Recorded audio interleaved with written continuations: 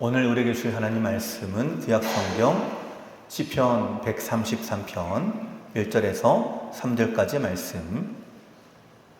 찾은 자를 제가 봉독합니다. 제가 봉독할 때에 하나님의 음성을 들으시기 바랍니다.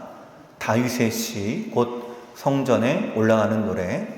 보라, 형제가 연합하여 동거함이 어찌 그리 선하고 아름다운고. 머리에 있는 보배로운 기름이 수염, 곧 아론의 수염에 흘러서 그의 옷깃까지 내림 같고, 헐몬에 있으리 시온의 산들의 내림 같도다. 거기서 여호와께서 복을 명령하셨나니 곧 영생이로다. 아멘. 자, 우리 앞뒤 좀 인사하겠습니다. 사랑합니다. 축복합니다. 오늘 예배 오신 우리 모든 성도 여러분들, 또 영상으로 함께하는 우리 모든 성도 여러분들, 주님의 이름으로 사랑하고 축복을 드립니다. 여러분, 찬송가 559장 있습니다. 사철의 봄바람 불어있고 라고 하는 이 찬양인데요. 잘 알고 계시죠? 이 찬양. 특히나 우리가 명절에 많이 부르는 찬송입니다. 이 찬송가의 가사를 보면 이렇게 되어 있습니다. 사철의 봄바람 불어있고 하나님 아버지 오셨으니 믿음의 반석도 든든하다. 우리 집 즐거운 동산이라. 고마워라 임마누엘, 예수만 섬기는 우리 집. 고마워라 임마누엘, 복되고 즐거운 하루하루. 또 이전에 이렇게 돼 있어요. 부모님 우리를 사랑하시고 형제들 사랑에 뭉쳐있고 기쁨과 서름도 같이 하니 한간의 초가도 천국이라. 자, 한간의 초가도 천국이라. 여러분, 이 말에 여러분 이해가 되십니까? 그 좁디좁은 그 초가 안에 한 가족이 함께 모이는데도 왜 그것이 천국일까? 기쁨과 소름을 같이 하니까 바로 그것이 천국이 아닌가? 이 찬송가의 내용이 바로 이와 같이 우리가 고백합니다. 우리가 명절에 이렇게 찬양하고 고백하는 이유가 뭘까요? 함께하는 기쁨이 있기 때문이죠. 여러분, 우리가 기쁨 중에 어떤 기쁨이 더 큰가 라고 생각한다면, 여러분, 사실은 어떤 거는 더 기쁘고 어떤 거는 덜 기쁘고 이렇게 나눠지는 것은 아닙니다. 함께할 사람이 있을 때는 그 기쁨이 더 깊어지게 되고요, 함께할 사람이 있으면 슬픔을 함께 나누기 때문에 그 슬픔을 훨씬 더 쉽게 이겨낼 수가 있습니다. 그래서 이렇게 표현하는 거죠. 기쁨과 서름도 같이 하니 한간의 초가도 천국이라. 3절도 이렇게 되어 있어요. 아침과 저녁에 수고하여 다 같이 일하는 온 식구가 한 쌍에 둘러서 먹고 마셔 여기가 우리의 낙원이라. 함께 온 식구가 한 자리에 둘러서 먹고 마시는 그 함께함. 제가 작년에 우리 두 자녀가 다 기숙사 생활했는데 주중에는 이제 없어요. 기숙사 생활하다 보니까. 그러다가 금요일날 되면 저녁에 다 모입니다. 다 모이면 그 날이 기쁘더라고요. 아, 돌아오는구나. 함께 하는구나. 그냥 생각만 해도 마음이 기뻐요. 왜 그럴까요? 기쁨과 섬도 같이 하는 내 식구, 우리 자녀, 또 우리 식구가 함께 하니까 그것이 너무나 기쁘다라고 하는 거죠. 여러분, 이 찬송가를 쓴 분은 전용택이라고 하는 분입니다. 이 가사의 내용을 쓴 분이 전용택이라고 하는 이분인데요. 이 분은요, 일제강점기 시대 독립운동가입니다. 여러분, 당시 독립운동가는 어떤 일을 했을까요? 독립운동을 위해서 동서남북 따질 것 없이 분주하게 이리 뛰고 저리 뛰고 또 독립운동을 위해서 애썼던 그런 분들 아닌가요? 그러다 보니까 때로는 쫓기기도 하고 또 때로는 도망을 가기도 합니다.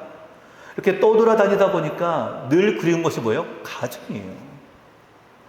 내 집, 내 아내가 있고 내 자식이 있고 또 그 자리에 함께하는 것이 얼마나 기쁜가.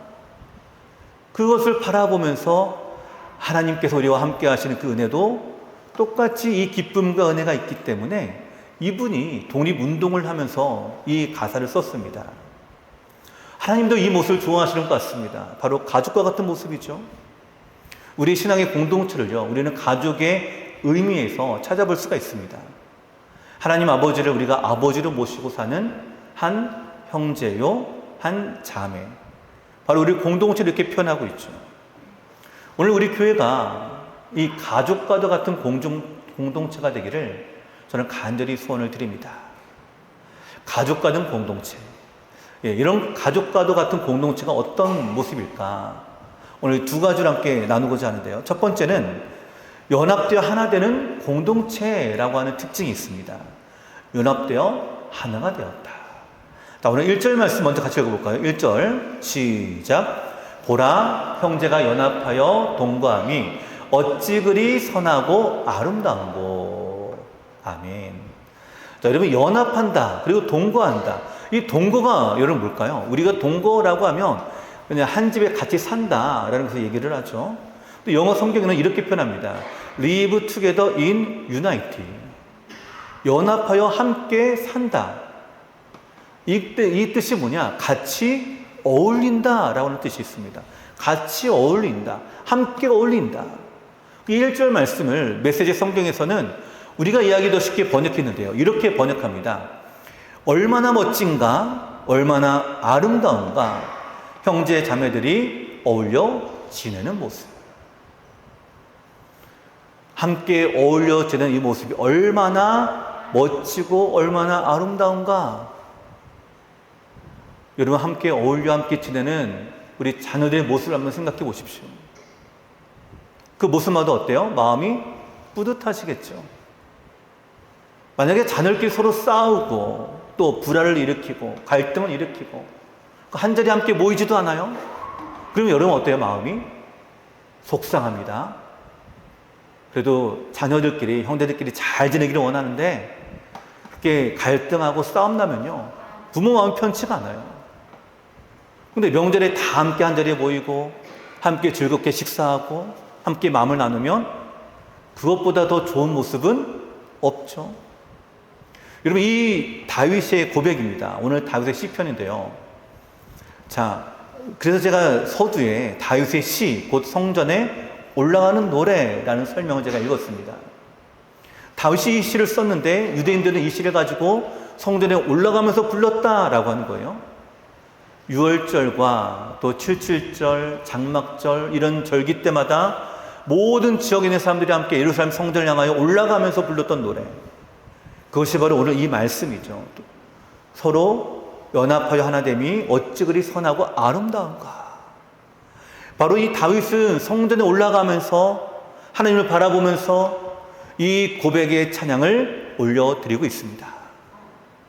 여러분, 그러면 다윗이 말하고 있는 이 연합함과 동감은 뭘까? 여러분, 다윗의 인생을 한번 떠올려 보시기 바랍니다. 여러분, 다윗의 인생은요, 이 연합과 동거하고는요, 거리가 먼 인생이었어요. 자, 그의 자녀를 한번 생각해 보세요. 그의 자녀가 어떤 일을 했는가?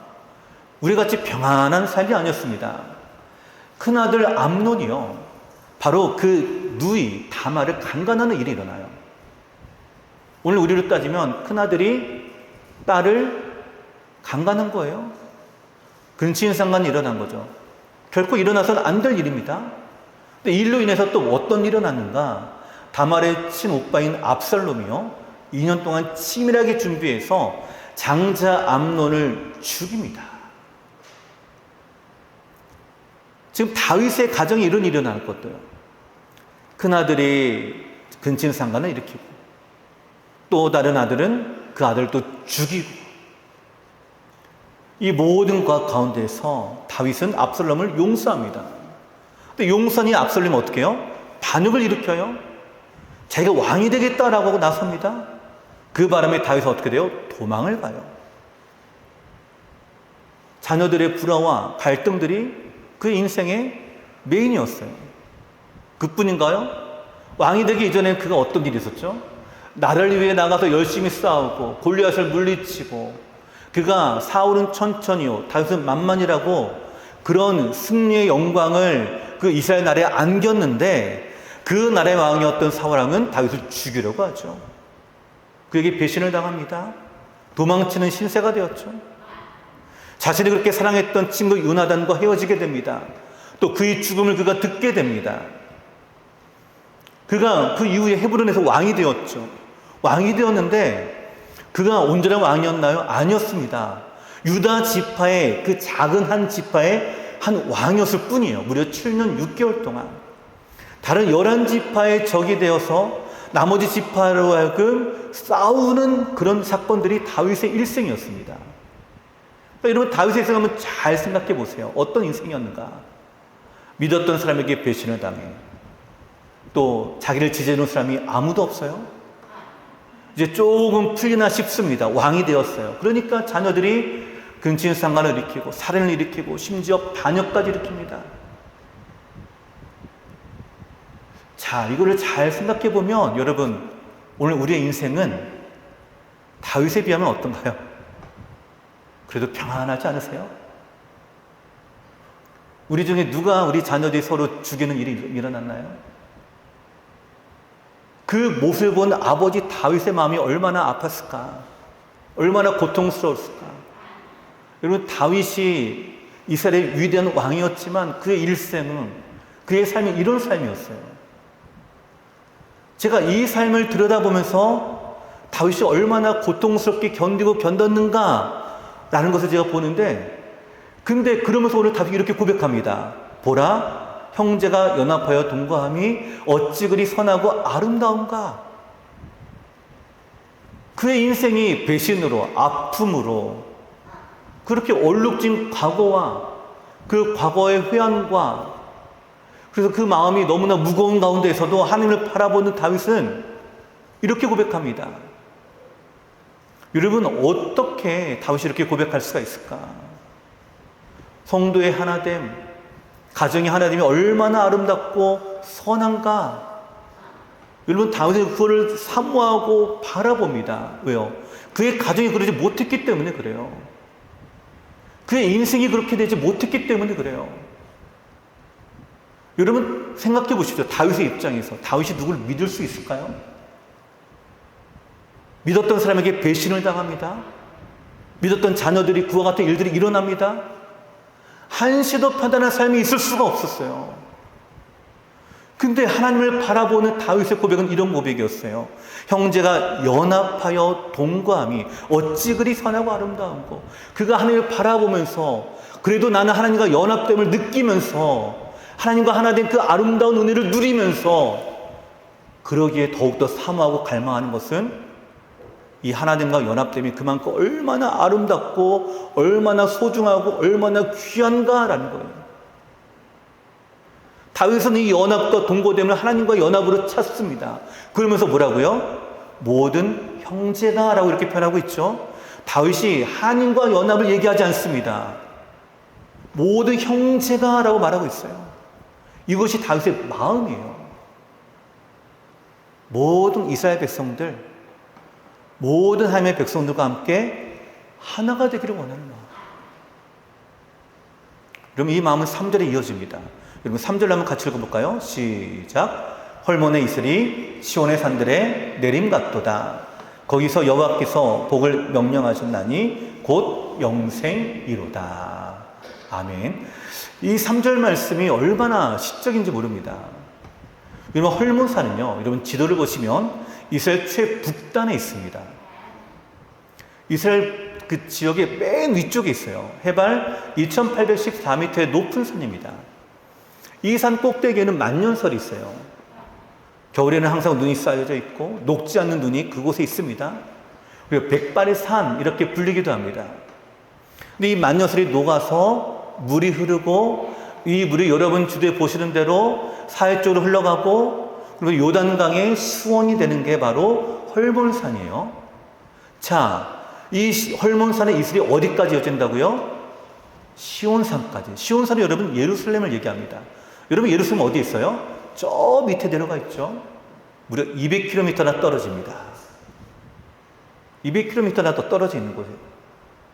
이 시온산은 765m의 언덕입니다. 작은 언덕이. 하나님의 거룩한 산을 상징하고 언약 백성의 중심지가 됩니다. 여러분, 생각해 보십시오. 200km나 떨어져 있는 그곳에 헐몬산의 이슬이 200km를 뛰어넘어서 그 산들의 내림 같도다. 이것이 실제로 이루어질 수 있을까요? 없을까요? 사실 실제로 일어날 수가 없습니다. 불가능합니다. 물론 과학자들이 바람을 타고 이렇게 날아갈 수가 있고 이런 것도 설명하긴 합니다. 그러나 지금 이 시적인 이 표현에서 말하고 있는 건 뭐냐? 사실은 불가능하다라는 것을 얘기하는 거예요. 불가능하다. 함께할 수 없다라고 얘기합니다. 그런데도 불구하고 어떻게 되냐? 바로 그와 같은 일이 지금 다윗이 그리고 있다라고 하는 거예요. 이 말씀의 뜻은 뭐냐면 이런 뜻입니다.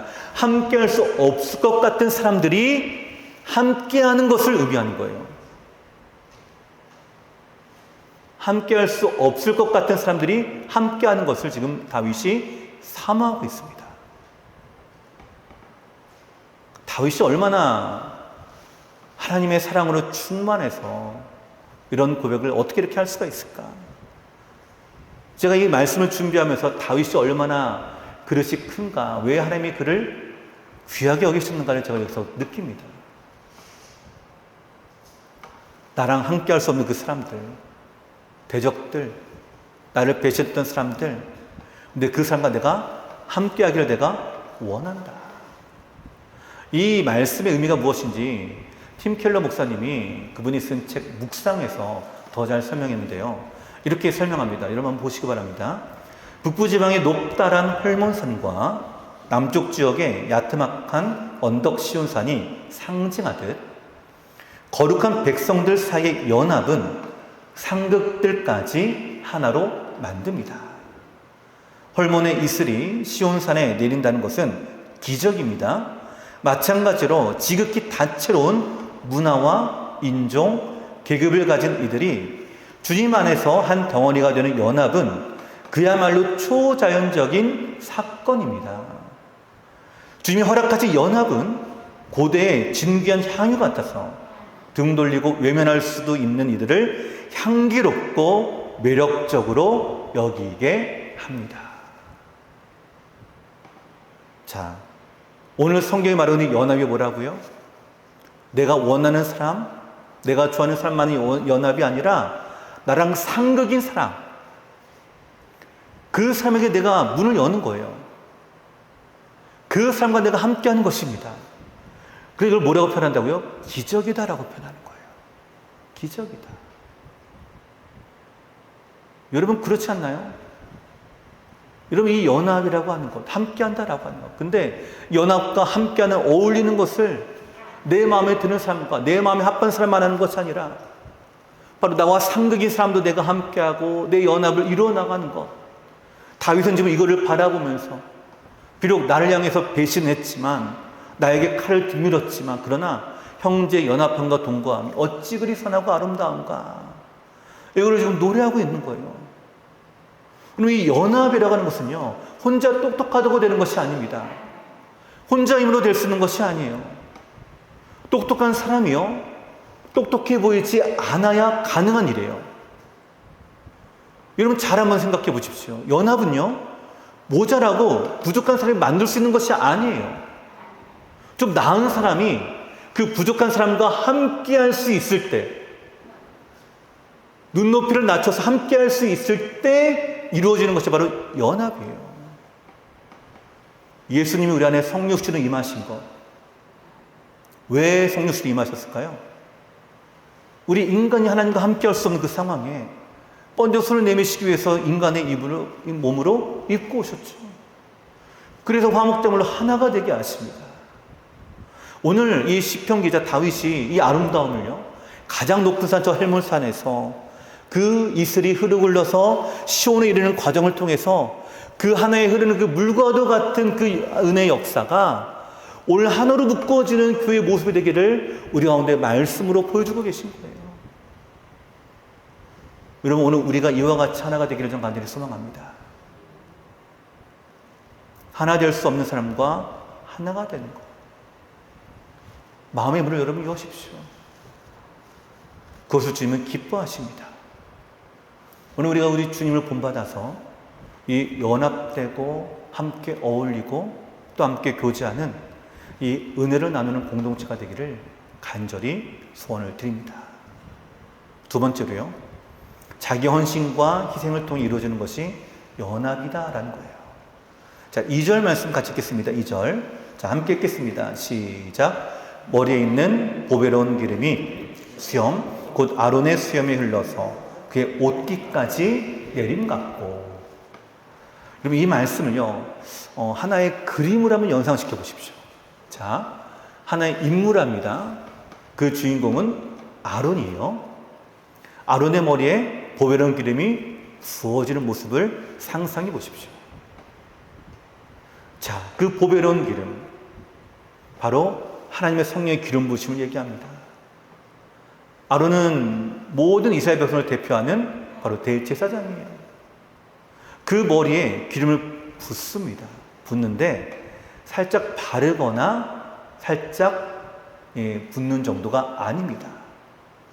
머리에서부터요, 발끝까지 마치 우리가 샤워를 하듯 풍성하게 붓는 것이 바로 대제사장이 붓는 모습이에요. 여러분 상상이 되십니까? 머리로부터 물을 확 붓듯이 기름을 붓는데, 자, 머리로부터 시작해서 얼굴을 타고 수염까지 내려옵니다. 이 수염을 타고 그대로 내려오겠죠. 옷깃까지 스며들죠. 그리고 발끝까지 이것이 다 내려갑니다. 이 그림의 모습이 바로 출애굽기 29장에 나와 있습니다. 아론이 대제사장으로 하나님께 희생제사를 드리기 위해 준비하며 제사장의 옷을 입어요. 그리고 그에게 기름을 붓습니다. 붓는 장면이 7절에 나와요. 출애굽기 29장 7절입니다. 관유를 가져다가 그의 머리에 부어 바르고. 자, 여기 이 말씀 한번 잘 보시기 바랍니다. 출애굽기 29장 7절 말씀이에요. 관유를 부어 가져다가 그의 머리에 부어 바르고 라고 표현합니다. 여러분, 기름을 그냥 붓고 끝난 것이 아니었다는 거예요. 부은 다음에 뭐 했다고요? 발랐다는 거예요. 우리는 그냥 붓고 끝났다라고 생각하거든요. 근데 성경은 붓고 뭐 했다고요? 발랐다. 어떻게 바르는 거예요? 손으로 이렇게 바르는 거예요. 네. 자, 구석구석 바릅니다. 옷이 뭘로 젖어요? 기름으로 다 젖겠죠? 아론의 몸도 기름으로 다 묻었을 거예요. 이 기름이 그냥 흐를 때는 구석구석까지는 들어가지 않아요. 근데 구석구석 들어가도 바르는 거예요. 제가 이 표현을 주목해서 보면서요, 너무나 신기했습니다. 우리는 보통 그냥 붓고 끝나는 걸로 우리는 생각하거든요. 근데 아니에요. 붓고 바릅니다. 바르면서 아론 몸 구석구석 기름이 흘러내리도록 부었다는 것을 얘기하는 거예요. 여러분, 그러니 기름이 얼마나 많이 사용됐을까요? 우리가 생각한 것 이상으로 많이 부은 거예요. 이 기름은 하나님의 임재와 성령의 능력을 상징한다고 제가 말씀을 드렸죠. 이 하나님의 이 놀라운 능력, 이 임재, 이 풍성한 이 광대한 하나님의 역사가 우리 안에 폭포수와 같이 쏟아 부어지고, 이 쏟아 부어지는 것이 우리 안에 바르고 발라도 흘러내릴 만큼 바르는 거예요. 그래서 아론의 몸에 뭐가 날까요?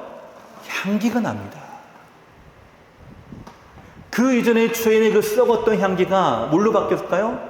기름의 향기로 다 바뀌어지는 거예요. 여러분, 이 아론의 이 몸을 한번 생각해 보십시오. 머리는 예수 그리스도예요. 우리는요, 그 지체입니다. 그 지체가 되어서 그 몸의 한 부분씩 우리가 다 있죠. 그리고 예수님의 머리에 기름을 붓고 그 기름이 흐르고 흘러서 우리까지 내려옵니다. 그 흐르고 내리는 그 기름이 누구에게는 가고 누구는 안 적시고 이런 것이 아니라 성령님께서 우리를 바르고 바르셔서 모든 성도들에게 다 이 기름이 임하게 되고 발라지게 되고 몸 구석구석 향내가 나도록 우리를 만드신 거예요. 이 기름으로 하나가 되게 만드신 거예요. 이것이 바로 오늘 성경이 말하고 있는 이 동거함과 어울리는 모습입니다. 각 지체가 때로는 죄악으로 더러워질 수도 있습니다. 각 지체가 때로는 갈등과 상처가 앞으로 나타날 수도 있겠죠. 상처 때문에 곪을 수도 있습니다. 근데 성령의 기름이 그 안에 부어지게 되니까, 발라지게 되니까 그 향기로 하나가 되는 거예요. 그 은혜로 하나가 됩니다. 여러분, 오늘 우리가 함께 하나가 된다라는 것을 이것을 얘기하는 거예요. 내가 성령의 기름을 부음을 받게 되고 내가 그 기름 안에 그 향기가 드러나고 나타날 때에 연합하여 동거함이 어찌 그리 선하고 아름다운가. 더군다나 여러분, 이 기름 붓는 대상이 누구예요? 아론입니다. 아론은 대제사장이에요. 여러분, 제사장의 직무는 무엇입니까? 희생제사를 드리는 거예요. 죄인이 제물을 가지고 하나님께 드리려고 하는데 죄인이 직접 드리는 것이 아니라 제사장이 이를 받아다가 각을 뜨고 제단에 올리고 제사를 드리며 하나님의 죄사함의 용서를 구합니다. 이게 바로 제사장의 직무예요. 여러분, 각 지체의 몸을 기름을 발랐다라는 것은요, 또 다른 말로는 어떤 의미냐? 각 지체가 제사장으로 기름 부음을 받게 되었고 각 기름 부음 받은 이 제사장의 직무로서 우리가 서로의 죄를 회개하고 용서해주고 함께 화해하고 함께 하나 되는 것을 의미합니다. 여러분, 그렇기 때문에 베드로후서 2장에 너희는 왕같은 제사장이요 라고 말하고 있죠. 여러분, 제사장은 단순히 예배자의 그 역할을 넘어섭니다. 예배자의 역할을 넘어서서 바로 우리로 하여금 죄 사함의 용서의 은혜를 주는 통로가 되는 거예요. 이것이 바로 연합되고 하나 된 모습이다라고 말합니다. 자, 여러분, 우리가 잘 아는 영어 단어 bless라는 단어가 있죠. 축복이라는 뜻이 있습니다. 근데 여러분, 이 축복이라는 이 단어, bless라고 하는 이 단어가 그 어근이 어디에 있느냐? 분리되어 있습니다. 이 분리라는 뜻은 뭐냐면 피를 흘리다라는 뜻이에요. 제가 이거를 보면서 의구심이 듣습니다. 아니, 축복이라는 이 단어가 왜 피 흘리다에서부터 나왔을까? 왜 피 흘리다, 피 흘리다, 피 흘리다 하는데 왜 갑자기 거기서 축복이라는 단어가 나왔을까? 근데 여러분 생각해 보십시오. 아까 우리가 기름 부음을 받게 되면 제사장이고 또 서로에게 제사장이 되어주는 것이 아름다운 공동체의 모습이다라고 말씀드렸죠. 제사장이 속죄제물을 드릴 때에 그 제사는 피 흘림이 있습니다. 이 피 흘림을 통해서 하나님과 화목을 이루게 됩니다. 공동체를 위해서 화목제물로 드려지고 그 피 흘린 제물을 함께 먹도록 되어 있는 것이 화목제사예요. 제물의 피 흘림으로 인해서 화목할 수 없었던 우리가 화목하게 되는 것, 바로 이것이 축복이다라고 하는 거죠. 그렇기 때문에 우리가 가장 많은 인사, God bless you, 축복합니다 라고 하는 이 말에는 바로 예수님의 그 피 흘림을 통한 아름다운 한 공동체의 의미가 담겨져 있습니다. 그냥 축복이 아니라 피 흘림을 통한 공동체가 되는 거예요. 우리는 왕같은 제사장입니다. 그 제사장의 역할은 우리가 예배하고 희생 제사를 통해서 함께 죄 용서함을 주고 함께 화목을 누려 나가는 것. 이것이 바로 하나님께서 우리 가운데 주시는 제사장의 직무예요. 오늘 우리 안에 이 God bless you, 이 말을 우리가 함께 선포하고 함께 이 말을 고백할 수 있는 우리가 되기를 저는 간절히 소원을 드립니다. 브레넌 매닝의 불황아 복음이라고 하는 잡지가 있다고 합니다. 이 잡지에 실린 이야기가 있는데요. 이런 이야기가 있어요. 한 외과 의사가 젊은 여인의 뺨에 난 이 종양을 제거하기 위해 수술을 하게 됩니다. 이 환자의 얼굴에 이 곡선을 살리려고 이 의사가 필사적으로 노력을 했는데 안타깝게도 입 근육으로 이어지는 작은 신경줄기를 절단해야 했다고 합니다. 이 때문에 입이 마비가 되었고요. 뒤틀리게 되었어요. 자, 여러분 한번 상상해 보십시오. 마치 조크와 같은 모습 아닐까요? 입이 뒤틀렸다라고 하는 것은. 자, 이제 치료를 받고 이 환자가 의사 앞에 이제 진료받기 위해 나왔는데 자기의 거울을 보니까 너무나 참담한 거예요. 이 환자가 힘겹게 입을 엽니다. 선생님, 제 입이 앞으로도 계속 이럴까요? 이 의사가요, 마치 죄인인 듯 맥없이 대답을 합니다. 네, 그럴 겁니다. 신경을 잘라냈거든요. 이 여인이요, 고개를 돌리지 아무 말이 없어요. 왜요? 그 아름다웠던 얼굴을 잃어버렸기에 남은 인생을 내가 어떻게 살아가는가. 근데 그 옆에 있던 남편이요, 가만히 미소를 짓고는 이렇게 얘기하는 거예요. 난 좋아, 귀여워. 그러면서 자기 부인에게 입을 맞춰줍니다. 근데 그 모습을 본 의사가 마치 거룩한 임재한 장면을 본 것처럼 충격을 받고 그들의 멈춘 듯한 느낌을 받았대요. 왜냐하면 이 남편이 다정하게 입을 맞춰주는데 그 아내의 비틀는 입에 입 맞추기 위해서 자기의 온전한 입술까지 비트는 것을 보았기 때문이에요. 입이 비틀어진 그 아내에게 입 맞추기 위해서 온전한 자기 입을 비틀어서 그 입에 맞춰주는 거예요. 자, 사랑하는 성도 여러분, 예수님에 달린 이 십자가가 죄인된 우리를 위한 이런 입맞춤이 아니겠습니까? 내 안에 비틀린 마음, 내 안에 비틀린 내 삶, 죄로 비틀려서 더 이상 소망이 없던 내 삶. 근데 이런 삶에, 이런 인간의 삶에 왜 예수님 인간의 몸을 입고 이 땅에 오셨는지, 비틀린 우리의 인생의 그 저주받은 이 삶을 왜 주님이 살아가셨는지, 왜 그 수모와 수치를 당하셨는지, 왜 그 죄악된 길의 그 저주를 왜 받으셨는지. 그분은 안 받으셔도 돼요, 사실은. 그저 우리가 죽도록 내버려 두셔도 됩니다. 근데 이 여인과 같이 예수님은 어떻게 하셨어요? 이 여인의 소망이 갑자기 바뀌어지죠. 없던 소망이 살아납니다. 남편을 통해서 살아나요. 그런 나를 사랑해주는 남편이 너무나 든든하지 않겠습니까? 죄 있는 나를 그렇게 사랑하셔서 비틀린 그 모습 그대로 이 땅 가운데 오시고 나를 그렇게 사랑하시고 비틀린 우리의 삶에 입맞춰 주셨던 바로 그 주님의 그 사랑, 자기 자신을 희생하며 온전한 나를, 온전한 자기 자신을 비틀어 주셨던 그 주님의 은혜가 오늘 우리 안에 동일하게 임하고 있습니다. 여러분, 그러기에 우리 또한 그 사랑을 본받아서 비록 내가 온전할지라도 우리가 다른 사람들을 위해서 낮아지고 내 온전함을 비틀어서 함께 연합하고 함께 동거할 수 있는 것이 아닐까요? 다윗이 바로 이 비틀린 입맞춤을 지금 하고 있습니다. 그의 인생은 아마 죽을 때까지 상처투성입니다.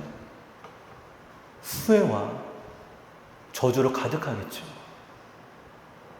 자녀들끼리 죽이고 죽이는 일들이 일어났고 그의 인생이 그의 말미까지도 이어지게 되는데 여러분, 어찌 평안한 삶이 되었을까요? 근데도 선호합니다.